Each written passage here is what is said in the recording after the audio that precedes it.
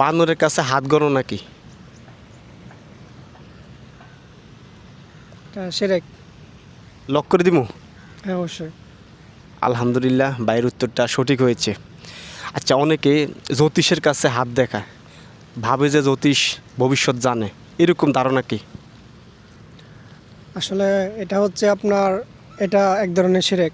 কারণ জ্যোতিষে আল্লাহ ছাড়া অদ্বিতীয় মানে জানার একমাত্র আল্লাহ তাআলা, যে আমাদের হযরত মুহাম্মদ সাল্লাল্লাহু আলাইহি সাল্লাম অনেকে এতটুকু ক্ষমতা দিয়েছে, আর পৃথিবীর বুকে কাউকে দেন নাই যে সে হাত দেখে কিছু বলতে পারবে।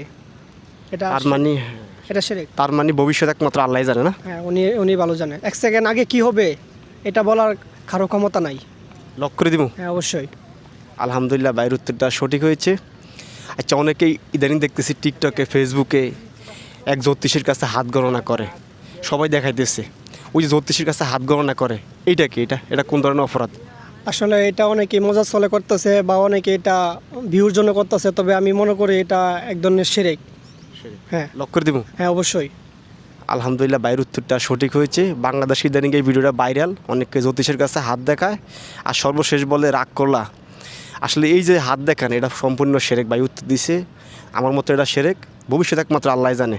আচ্ছা, লাস্ট প্রশ্ন, অনেকে মাজারের ফকির ফকির যারা আছে এদের কাছে ভবিষ্যৎ জানতে চায়, এই জানতে চাওয়াটা কি?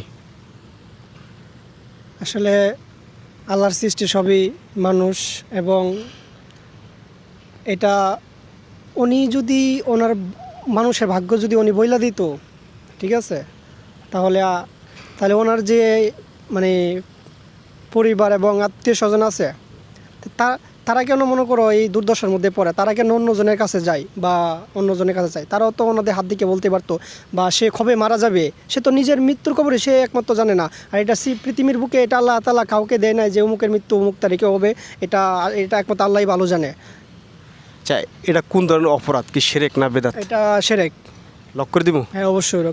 আলহামদুলিল্লাহ, ভাইয়ের উত্তরটা সঠিক হয়েছে। সর্বশেষ উত্তর, যদি উত্তর দিতে পারেন পুরস্কার আছে ইনশাল্লাহ। সর্বশেষ প্রশ্ন, আমরা জানি যে আল্লাহকে অন্ধ অনুসরণ করা যায়, আল্লাহর কোনো ভুল নাই। আমাদের নবীকে অন্ধ অনুসরণ করা যায়, নবীর কোনো ভুল নাই। আর বাকি যারা আমরা আছি, আমাদের কি ভুল আছে?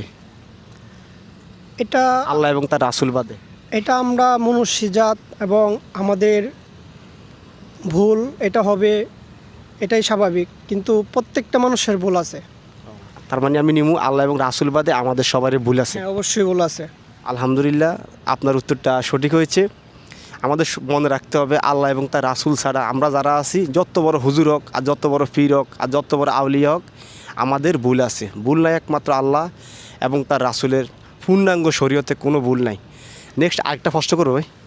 হ্যাঁ, অবশ্যই করতে পারেন, সমস্যা নেই। আচ্ছা, অনেকে গলায় তাবিজ দেয়, এই তাবিজ দেওয়াটা কি?